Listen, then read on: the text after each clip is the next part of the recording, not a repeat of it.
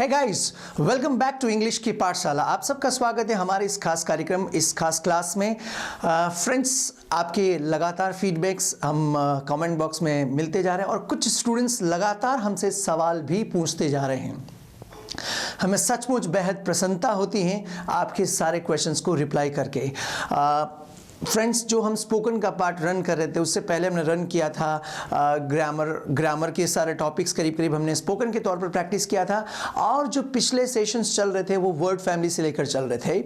तो मैंने सोचा कि क्यों नहीं बीच में कुछ ऐसा टॉपिक भी लिया जाए जिससे आपको थोड़ा मोटिवेशन मिले, है ना। बाय द वे, कुछ लोग समस्याओं से ग्रसित हो तो उसका भी समाधान आपको मिल सके। So today we have a very small section, वो है हाउ टू डील प्रॉब्लम्स को कैसे डील करना है। मोटे तौर पे अगर हम लोग प्रॉब्लम्स को डील करने वाले लोगों के बारे में चर्चा करें तो दो प्रकार के लोग होते हैं। नंबर वन, ऐसे लोग जो सिर्फ प्रॉब्लम के बारे में ही मेडिटेट करते रहते हैं, और नंबर टू, जो सच में प्रॉब्लम्स को सोचने के बाद सॉल्यूशन निकालते हैं। फॉर एग्जांपल, कई बार लोग हमसे पूछते हैं, सर इंग्लिश मेरी बहुत बड़ी प्रॉब्लम है, प्लीज मेरी इस प्रॉब्लम को कैसे भी करके सॉल्व कर दीजिए। अब आप खुद सोचिएगा, मैं आपको थोड़ा सा ह्यूमन नेचर के बारे में बताऊंगा। हालांकि कुछ प्रीवियस क्लासेस में हम लोगों ने रखी थी। आप इस बात से ज़रूर हाँ करेंगे, सहमत होंगे मेरी बात से, कि इंसान के दिमाग में जो बार बार चलता है, जो सोच बार बार चलती है, इंसान का नेचर वैसा ही बन जाता है। सपोज अगर आप पूरे दिन अपनी प्रॉब्लम्स के बारे में सोचते हैं कि मुझे ये प्रॉब्लम है, मुझे ये प्रॉब्लम है, मुझे वो प्रॉब्लम है, अगर आप फिंगर पे काउंट करते हैं, और कई सारे लोगों की हैबिट्स तो ऐसी होती है कि जब भी वो लोगों से मिलेंगे तो अपनी प्रॉब्लम्स का ही बखान करेंगे। बस ज़रूरत है इस प्रकार के लोगों की, कोई अपनी प्रॉब्लम एक बार बोलना शुरू करें तो वह व्यक्ति अपने आप कह देगा कि तेरी प्रॉब्लम कुछ भी नहीं है, मेरी प्रॉब्लम सुन, ये प्रॉब्लम, फिंगर पे काउंट करेगा, ये प्रॉब्लम, वो प्रॉब्लम 10-15 प्रॉब्लम गिना देगा। और वो सिर्फ यहाँ नहीं गिनाएगा, वो अकेला होगा तब भी उन प्रॉब्लम्स के बारे में मेडिटेट करेगा, उन प्रॉब्लम्स को गिनाने में पूरा समय देगा। फिर कोई तीसरा आदमी मिला, उसके सामने फिर वापस वही ढिंढोरा पीटने का स्टार्ट कर देगा, ढिंढोरा पीटना शुरू कर देगा कि मेरी ये प्रॉब्लम्स। तो जब आप सोचिए पूरे दिन कोई व्यक्ति सिर्फ प्रॉब्लम्स के बारे में सोचेगा तो उसका माइंड सिर्फ प्रॉब्लम को सोचने में ही बिजी हो जाएगा। इस प्रकार के लोगों को हम कहते हैं प्रॉब्लम फोकस पीपल, जो सिर्फ प्रॉब्लम के ऊपर ही फोकस रहते हैं पूरे दिन, और इसी वजह से उनके दिमाग में राज करती हैं सिर्फ प्रॉब्लम्स।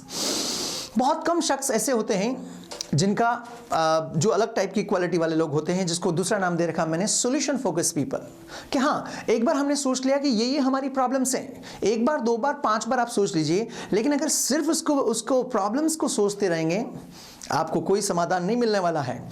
इसलिए जो अच्छे शख्स होते हैं, जिनका व्यक्तित्व अच्छा होता है, जो सकारात्मक एटीट्यूड के लोग होते हैं, वो प्रैक्टिकली ये सोच लेते हैं कि अब 1-2 बार 3 बार मैंने अपनी प्रॉब्लम्स को लिस्ट कर दिया है, अब मैं इनको बार बार नहीं सोचूंगा, अब मैं ऑल्टरनेट्स के बारे में जाऊंगा, प्रॉब्लम्स के सॉल्यूशंस के बारे में जाऊंगा, फिर वो सॉल्यूशंस निकालेंगे। अच्छा ये प्रॉब्लम है, इसके क्या क्या सॉल्यूशंस हो सकते हैं, कितने आप अलग अलग सॉल्यूशंस प्लान कर सकते हैं। जब आप पूरे दिन सॉल्यूशंस के बारे में सोचोगे, first solution, second solution, third solution, तो धीरे धीरे स्लोली आपका जो माइंड है वो सॉल्यूशन फोकस पीपल की कैटेगरी में आ जाएगा।